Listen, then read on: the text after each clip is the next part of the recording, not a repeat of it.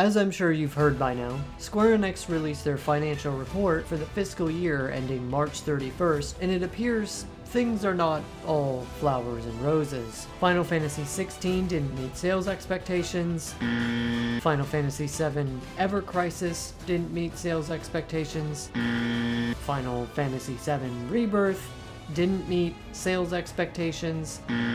Final Fantasy IX Remake didn't meet... Oh wait, that one's not out yet. As a result, they're titling their new initiative for the company Square Enix Reboots and Awakens. Takashi Kiryu just took over the company and has already pissed off the Final Fantasy VII team by stealing the title of their next game.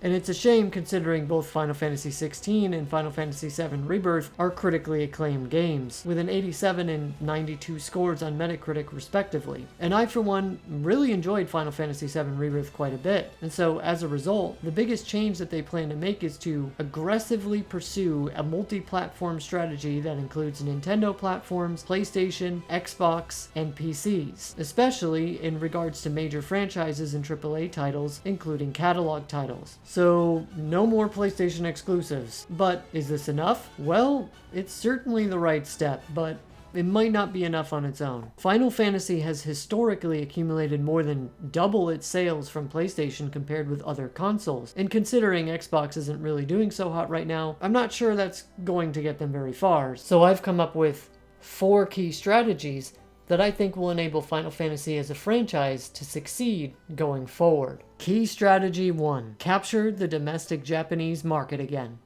One of the big problems with developing all of their biggest AAA games as PlayStation exclusives is that Japanese gamers are not as into PlayStations these days like they used to. In fact, the console business has been in decline for some time in Japan, and so the sales of Final Fantasy games is limited as a result, and a sizable chunk of their revenue still comes from Japan in fact. Just take a look at these figures from their latest financial report. You can see that for digital entertainment, which digital entertainment is just a fancy way of saying video games, had more net sales in their domestic territory, meaning Japan, than overseas. This is in spite of the fact that Final Fantasy XVI and Final Fantasy VII Rebirth underperformed there. To put it into perspective, Final Fantasy XVI sold about 336,000 units in Japan. Even a game such as Final Fantasy II on the Famicom, all the way back in 1988, sold 800,000 copies in Japan, and that was one of the worst selling mainline Final Fantasy titles in Japan.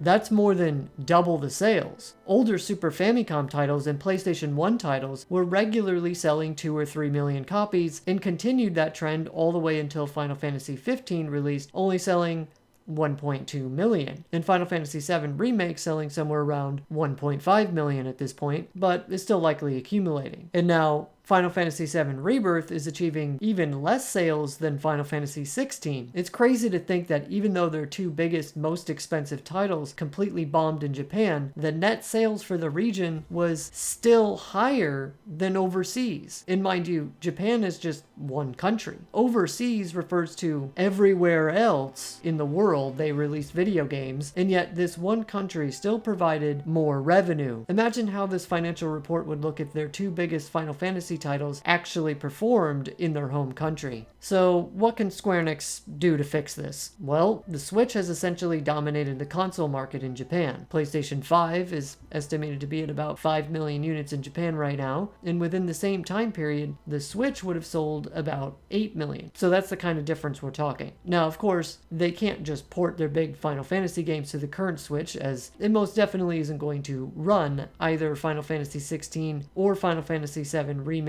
or Rebirth. However, even though Nintendo hasn't officially unveiled the new Switch console, we know it's coming sometime soon. Likely early next year at this stage. And while we can't say for certain how the Switch 2 will perform, as long as it's a pretty solid upgrade from the current Switch, it's not that hard to predict that it will do very well. And sure, it likely won't outperform its predecessor, as no second iteration Nintendo device has, but almost all of them, with the exception of the Wii U, performed admirably well. The device should be approximately as powerful as at least a PS4, and has been rumored to have DLSS support for years cores now, which means it's probably true. So the potential to run high-fidelity games might shock you, as they can effectively develop a game to run in 720p, then use the DLSS to upscale to higher resolutions like 1440p, or possibly even 4K, which will require less resources than running the games natively in those resolutions. If it looks like 4K and it quacks like 4K, then the general consumer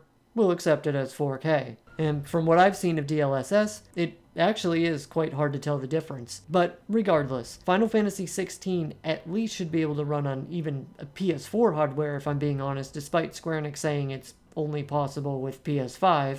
そして3つ目、やはりシリーズ期待されるのがグラフィックス。今回はプレイステーション5のパワーを使ってですね、現在僕らができうる限りの、グラフィックスクオリティ追求してきました。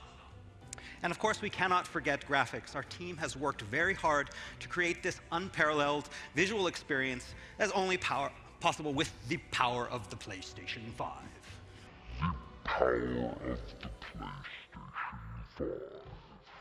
Y'all know that's just PR speak, right? It, of course, would come with graphical sacrifices, most notably draw distance, which is due to the speedy SSD of the PS5. Frame rate would likely drop to 30 FPS, and a lot of the surrounding blur / lighting / particle effects might have to be toned down a bit. But I would wager a bet it could run on Switch 2 hardware. Final Fantasy VII Rebirth, on the other hand, maybe not. Or it probably can, but because it was likely built from the ground up to take advantage of the SSD on PS5 to load assets into the giant seamless world of the game, there's a very good chance that it would require a massive amount of re-engineering in order for it all to function, making it more costly than it's worth doing. The point is, Square Enix has been leaving money on the table by not releasing their big titles on the Switch, especially for the Japanese audience. Even though it's likely not possible to port their bigger Final Fantasy games to the Switch's successor should provide plenty of opportunity for them, and shouldn't just plan to port their bigger releases on it, but plan to build their next big titles to work on it from the ground up, from the beginning. Final Fantasy XVII should begin production with the Switch 2 in mind, right from the start. The second key strategy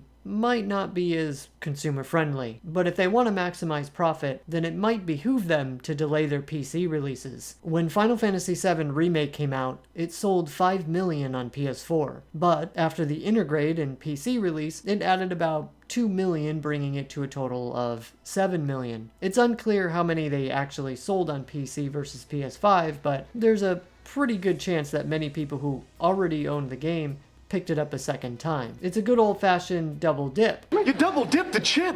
And the reason is that there's value for a lot of existing customers to purchase the game a second time if they have a high-end PC, as they now get to play the game in higher quality, assuming the PC port is a quality port, that is. You see, if they release the games on PC at launch simultaneously as consoles, many of those people will just choose to buy it on PC. They won't be getting the double dip, if you know what I mean. The second reason that saving one platform for later means that they have a reason to be back in the news again, and the marketing cycle for its release can stir some buzz, which has the potential to pick up new customers that otherwise hadn't considered buying the game before. And the third reason is actually somewhat antithetical to what I said earlier about it not being consumer friendly, because in some ways, it can benefit the customer to simply just take the time to ensure the quality of the port. The people that want to play the game on max settings want to actually play the game on max settings without many bugs. And naturally, ensuring the quality of the PC port can take time for developers, as there are so many different PCs with different hardware and many variables that come into play when dealing with an OS as complex as Windows, where users can customize hundreds, if not thousands, of settings to their liking, which can conflict with the game's code or even affect its performance. So we've talked about how they should execute multi-platform support, but what are some other ways that Square Enix could ensure Final Fantasy's success? Well, that brings us to the third key strategy. Focus on increasing sales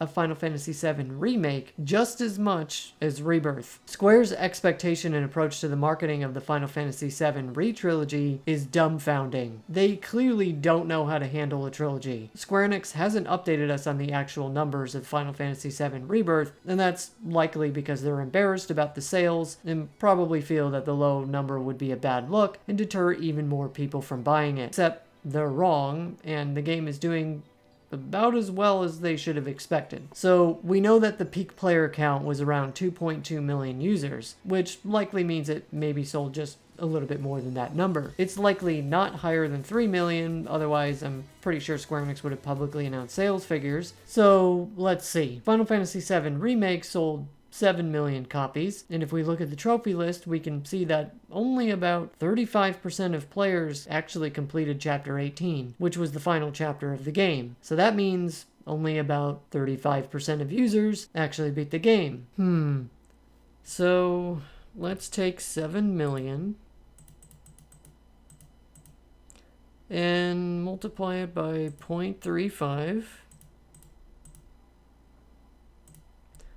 And that comes out to be 2,450,000. Gee, it's almost as if the number matches the number of people who actually bought the game. Wonder why that happened. So I don't know why the game is selling below expectations. They should have known this is going to occur. People aren't going to buy the next iteration of a game unless they've finished the first, and no matter what you do, there's just always going to be some people that simply just don't like the first game. So if they're getting more of that, then of course they're not going to buy this one. This is typically how trilogies work. The sales typically drop with each entry. So you might ask, how do you maintain the quality level of each subsequent game if they continue to sell less and less? Well, you just have to account for the lack of sales of subsequent releases and rely mostly on the first game's sales for revenue. And if you do things correctly, all subsequent releases should bolster the sales of the first game in the trilogy, assuming all subsequent releases are well received. And damn did Square Enix nail it with Rebirth. The game is currently sitting at a 92 on Metacritic, which makes it tied with Final Fantasy X as the second highest rated Final Fantasy game. So word of mouth should spread and people should start to try out the series by picking up the first game. Except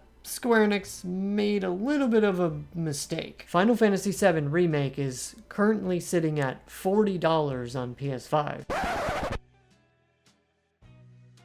I don't think it was smart to permanently lower the price of Remake. I would have kept the price $70 and just discounted it for a limited time to $50 for the first 2 months of Rebirth's release. They do offer a twin bundle that you can get, which is priced at $100, which comes with both of the games, which at both games' current prices separately, you would save $10. Before launch, that twin bundle was only $70, which essentially would have given you Remake for free. I wouldn't have done that. Instead, I would have just offered the twin bundle exclusively for pre-orders, and it would have been $100, and then it would go away. So under my plan, I sound like a politician right now.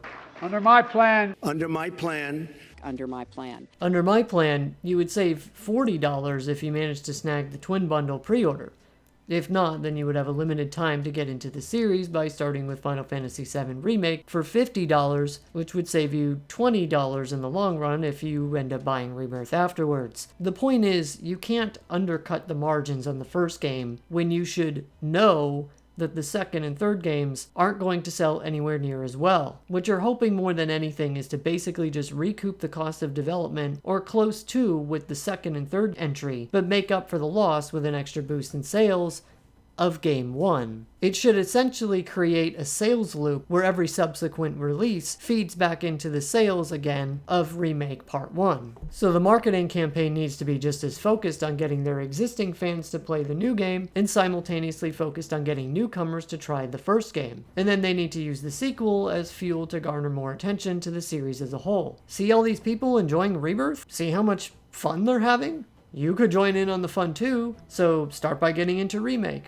Square Enix solely focused on selling Rebirth and even told people that they didn't need to play Remake in order to play it. Well, I don't think they're going to pull the wool over people's eyes. They have the internet now. The consumers aren't that uneducated anymore. The good news is it's not too late to start sending the message. They also have a tremendous opportunity to reach a new audience if they release Remake for Switch 2 at launch, which, based on the rumors, sounds exactly like what they intend to do. The only issue is that they likely won't be able to port Rebirth over, and if they can't port Rebirth to Switch 2, then they probably won't be able to bring Part 3 as well. So Switch 2 owners will be left in the dust if they end up really enjoying Remake, and they'll be lacking some sales that they would get otherwise from the sequels. And the last key strategy is that they need to have a stronger identity for Final Fantasy. I made a video about this topic in a video titled, "The Final Fantasy series has borderline personality disorder." People seem to misinterpret some of what I was saying in that video. Yes,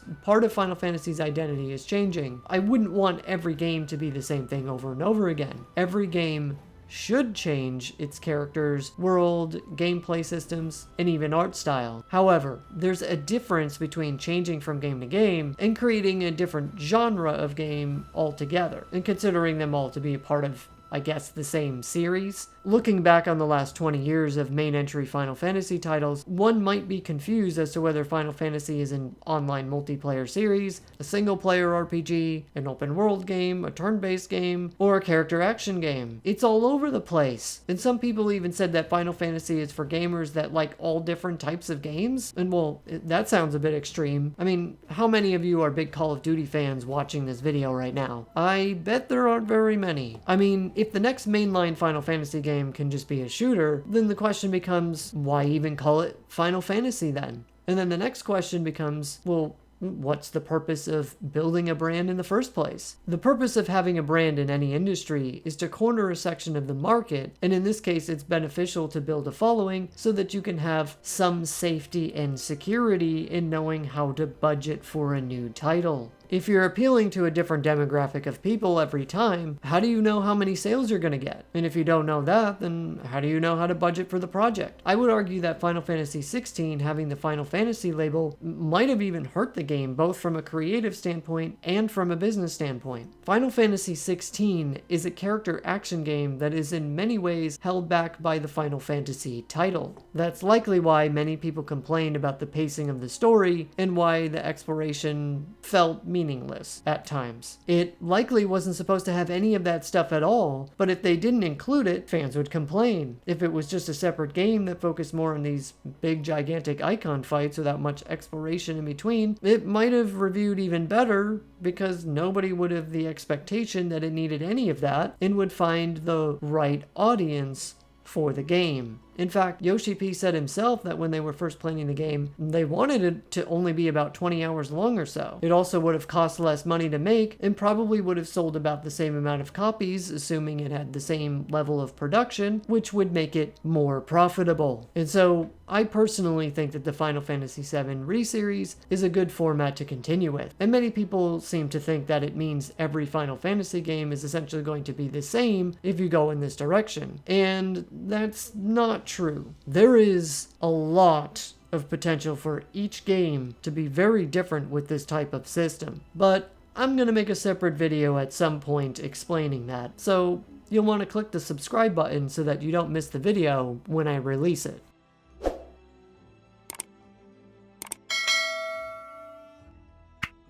Aside from that, it might not be my optimal choice, as maybe I would choose an innovative new turn-based game instead. But to be honest, this action command style game they've created with 7 Remake series is more fun than most turn-based games I've played, so I would be completely fine if they continued with it. But regardless of my personal preference, I think this is the right path forward because it blends elements of turn-based with action. And as AAA games balloon in budgets, it's going to be hard to be appealing to more people. The great thing about this type of combat system is they're not really sacrificing too many of the turn-based enthusiasts, and they would likely gain more new fans that otherwise wouldn't play turn-based RPGs. So it appeals to both crowds, which means it has the potential to actually grow the fan base. So, is that all the key strategies?